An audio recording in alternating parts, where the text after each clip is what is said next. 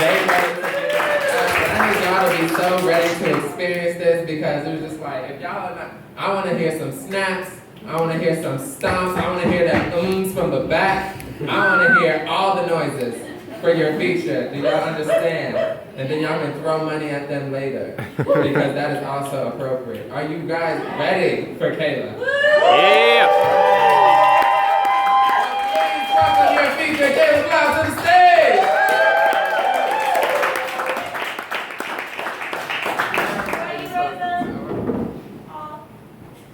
I will come and fix it if you need to fix it. Hi. Hey. Hi. How you doing? Woo. Good. Okay. Thank you to Rebar for having me. Thank you to Coco, Garfield, Evo, and Nathan. You're amazing people that put all of this shit together every Tuesday. I'm gonna get right into it. And this is called On Becoming White.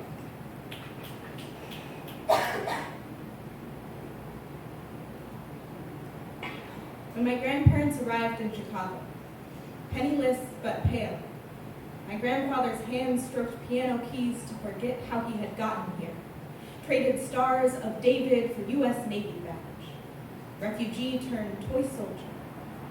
He could never quite stomach the violence, something about the cracks of gunfire and black boots sitting too close to his grandmother's unmarked grave, and so he played. Slammed ivory fingers to ivory keys to forget how he had gotten here. Somewhere in the Atlantic are his unanswered letters back home to Austria, written in his native tongue, a language he would later bite back, a language my father would never learn. Call it Star-Spangled Survival. When asked of his childhood, my father recites 1950s white fences, dinner at 6 p.m. sharp, meatloaf, never schnitzel. He recalls safety, belonging, running through the segregated streets of Tacoma enclosed with the assurance of his white picket fence world. He does not recall labeled drinking fountains or Little Rock and I. Only the slap of his father's ruler when he strayed too far from this side of the tracks. What did my grandfather come here for? Not for his sons to sprout in a land they were not persecuted, targeted, murdered. Some Jews chose to fight for black rights in the 60s. But when my grandfather watched TV screens blur images of hoses gunning down black children, car bombs and lunch counters spit, perhaps gas fumes still dizzying him, he chose to turn it off, begging to be numb, begging to be lost in the white noise. This is not a justification poem. This is a let us understand our twisted roots so we can deconstruct that shit poem. I mean, damn, my Portuguese great-grandfather, Joseph de Michaela, became Joe de Michel. My own name, Michaela. For real, I don't even know how to say that shit right, Michaela. Kayla. Watered down like so many other Ellis Island hopefuls. It's in the way each wave of European immigrants slowly folded into whiteness. How no Jews allowed signage transitioned into exclusionary small business loans only available to white folk, like my grandfather. We thought we were American dreaming, not realizing it's just the skin we're in. See, the system doesn't ask if your ancestors owned slaves, or if you grew up poor, or if you asked to be born this color. It only asks and rewards if you're white. So, fellow white folk who fancy ourselves radical, we are not part of any revolution unless we revolutionize ourselves over and over and over. It's never done. No allyship badges awarded. Dig deep in the undertow of our forefathers, there is so much violence there. From white hands on black bodies to turning off TVs. White folk, what TV are you turning off today? What are we pretending not to see?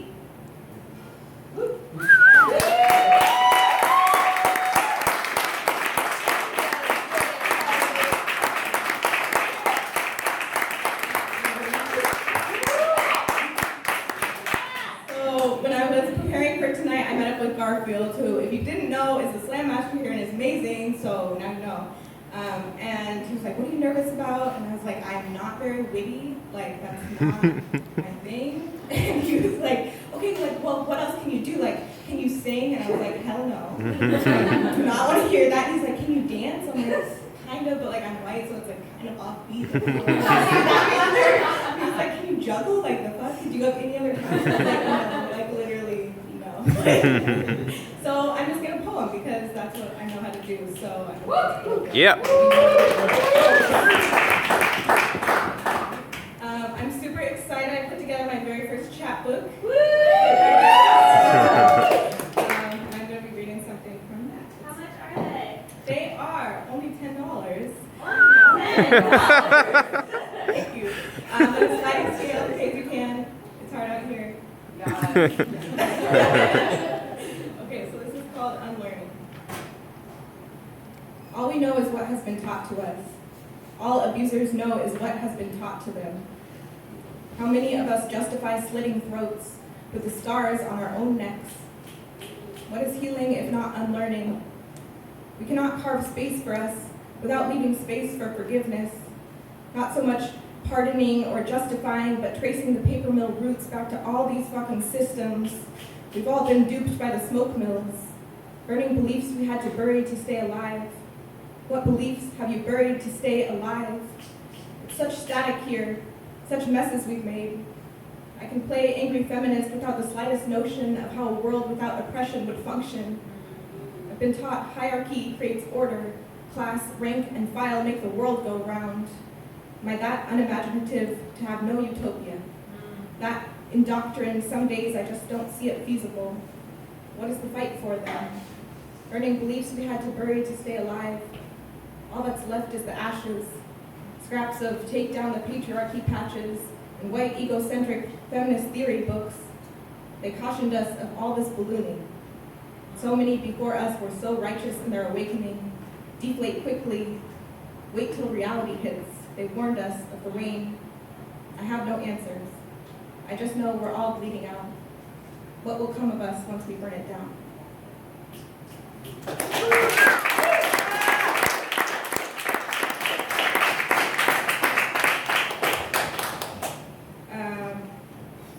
So this next one, trigger warning for domestic violence and abuse, and I am very supportive of y'all taking care of yourselves. If you get triggered during this, please do what you need to take care of yourself. This is how I healed, and I want you to be able to do what you need to do to heal and to take care of yourselves as well.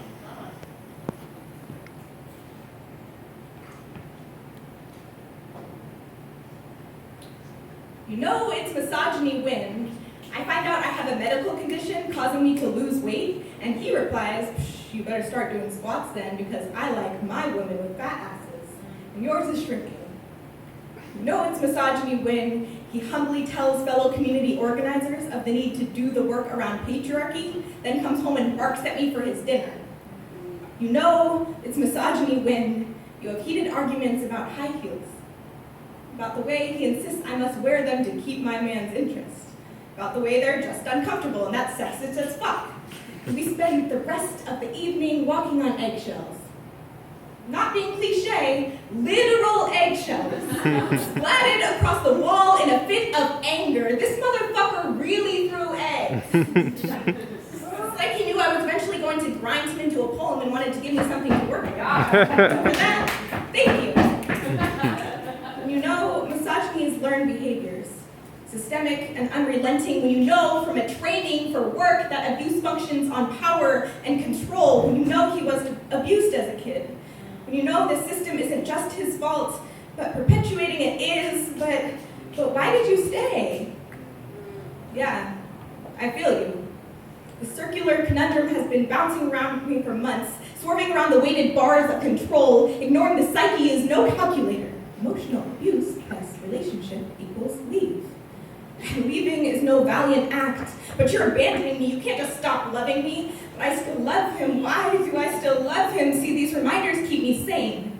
Keep my selective memory at bay when he reaches for me with all the hypocrisy and believability of someone who believes himself.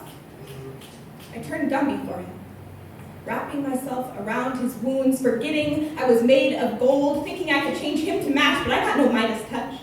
Just these excuses I made for him. Just the way the light sucked out of my eyes when I looked at him, how my brain registered this as love. I mean, baby, he'd tell me. You're my flame. I love you like clenched fist over voice box, like we're the only ones in on this joke. Isn't it funny? For how much light I saw in you, it didn't matter how much darkness you threw my way. When I recount what he'd say to me, the only thing that burns more than his words are the look in your eye. Friend, brother, new lover. The look of, why would you put up with that? Of, I mean, you were together for over a year. It's the look the survivors I work with at the domestic violence shelter cringe about, even nicknamed. It's going to fuck were you smoking look. The she asked for it logic. I didn't ask for it. I didn't know how to protect myself from it. See, women are shamed into punching bags. Silence for the boxer, the boxing ring, and yes, you're right. We were stuck between a cage and a hard place, and we stayed. But we made it out, damn it. We endured. Applaud, and cast your eyes on the jail.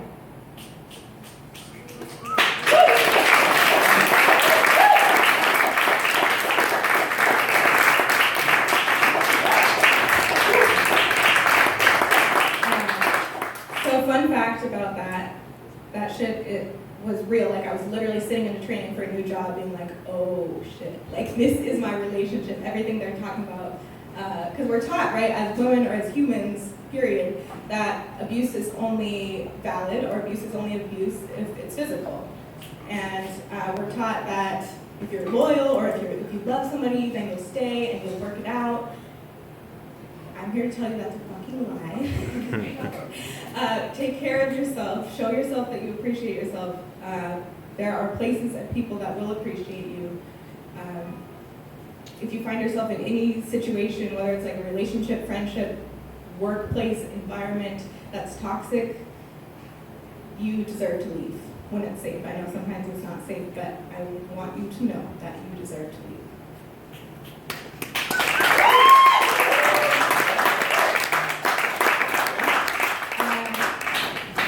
So this next piece, I'm super excited. So has anyone heard of the program Birthright? Yeah. Okay, so for those of you that don't know, it's a super fucked up program that if you have, okay, it's funded by the Israeli government, let's start there so you know it's fucked up. And it's for anyone with like a speck of Jewish ancestry. It's a free trip back to Israel to reclaim your Jewish roots is the point of the program from the Israeli government's standpoint. So, in 2013, then I naively went on the trip, and my childhood best friend, Asil, had moved back to her homeland of Palestine, and her brother, Noor, is here all the way from Palestine tonight. Can we give it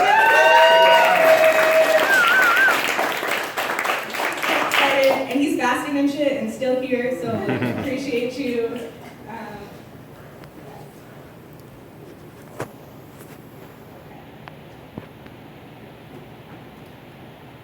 My body rejected this land, this history, from the moment we stepped off the plane.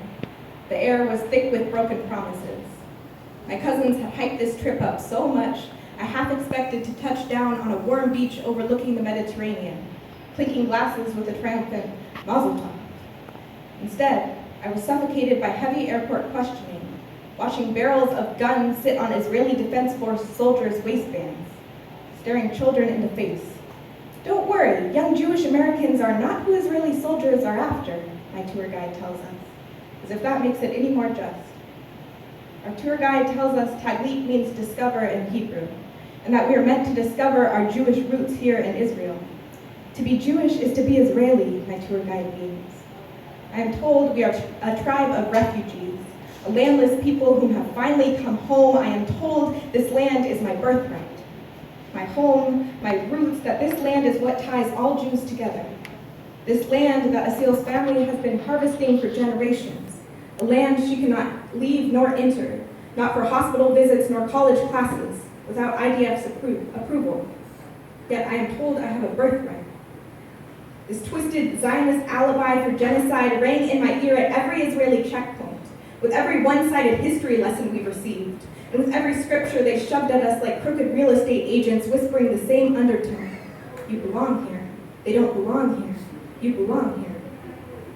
It was as if for every question for who this land belongs to, for Judeo connection to this place, for Israeli occupation, we are reminded, but what about the Holocaust?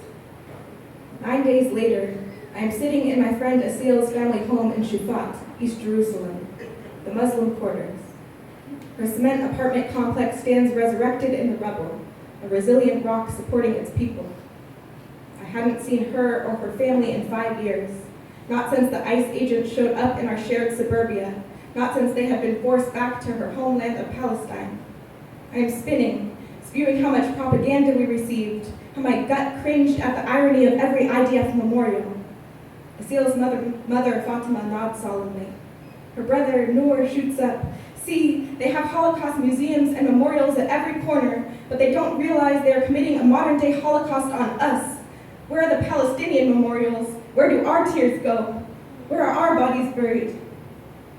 Noor's question lingers like the stunned silence after the car bomb that night, like the wake of hate crimes and Palestinian hostages of occupation, unwarranted jailing, like Asil's uncle explaining to his child why his brother was killed at the same time my rabbi was explaining Jews must stay righteously committed to Israel.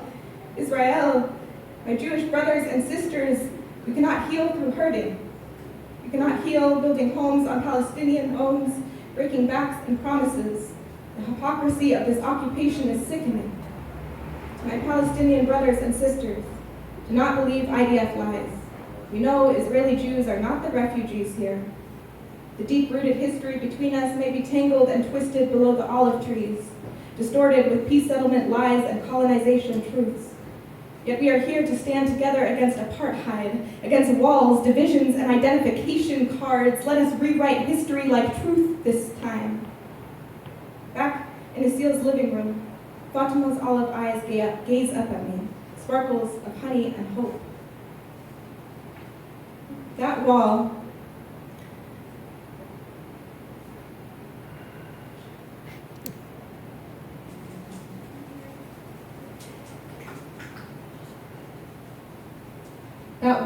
divides us. The Israelis live in fear, and we Palestinians live in fear of the other. I pray every time Asil, Noor, and Amir walk outside, and I don't stop until my babies come home. Voice trembles, mouth forced into a tight grin. But I have hope. One day peace will be brought on this land again. One day, she laments, bowing her head in prayer. Inshallah, God willing, I do the same.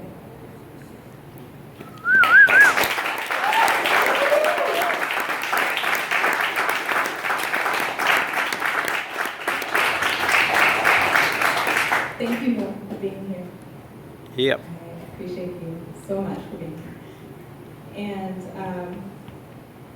with all of the hate and pain in the world, especially right now, I know a lot of us are feeling it and swimming in it.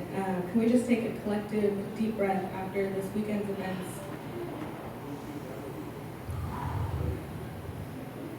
And my friend Maddie taught me a fun trick of moving through pain when the trauma kind of like sits in your neck a little bit and you need to just like let it move. Can we all just like jiggle out some trauma real quick? I think we all have enough to get rid of some.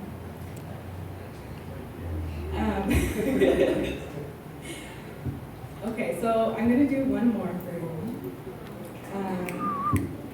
But before I do, shameless plug, $10 or as much as you can pay.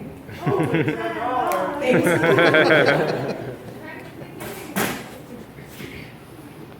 This is for my mother, Lisa Joan Costa.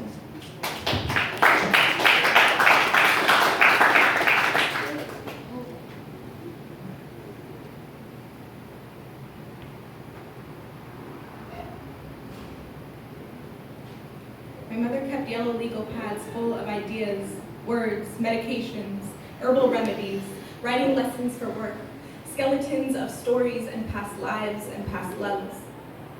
I so badly wish these were still intact, and somewhere between the faint green lines I could find her, come to know her past my 10-year-old self. I'm not sure what came of these notepads, what garbage dump her dreams are decomposing in. But I do remember one thing, excitedly peeking at one of the pages as only a child wishing to fill her mother's shoes does. I remember one sentence, and this will be the sole heartbeat to my life. Keep going, keep going, keep going. The loopy script filled the page in threes. Keep going, keep going, keep going. There is no mistake or regret or diagnosis or past life or past love that held my mother back. She kept going, mercifully. And her spirit keeps going now. Keep going, keep going, keep going.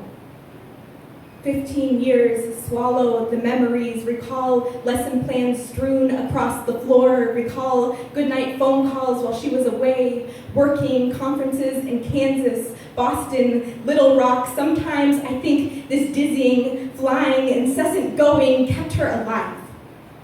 The way dying people tick-tock, tick-tock, overbook, undereat, overextend, underestimate, overcome, keep going, keep going, keep going. The way my mom looked at me never looked like dying. Not till the last few weeks, her shell laying against mine. She worked until the doctor took away her notepad and replaced it with a clipboard. For the last time. Medical releases, insurance forms to be signed. Where do you want your body to go? Your body, 6 days before she was gone, she was in our living room. She was crying and asked my father who would be at her baby's graduation. She was right there. She was always right there. I'm 25 and between an abusive relationship and the rest of my life. I have so many questions for her. Mama taps me knowingly. Her ashes lit up the sea, and now she is shaking me, as if to say, yes, being with him dug up the worst parts of you, but you can't let it freeze you. I wouldn't have met your father if I let it freeze me. She's wind in my waves, reminders, picked up all her pieces and puzzled herself whole again. Mama knows the healing and learning how to be whole again. Mama knows that you never lost yourself. Mama knows that you always knew. Mama knows, she knows me best, keeps me going. Keep going, keep going, keep going.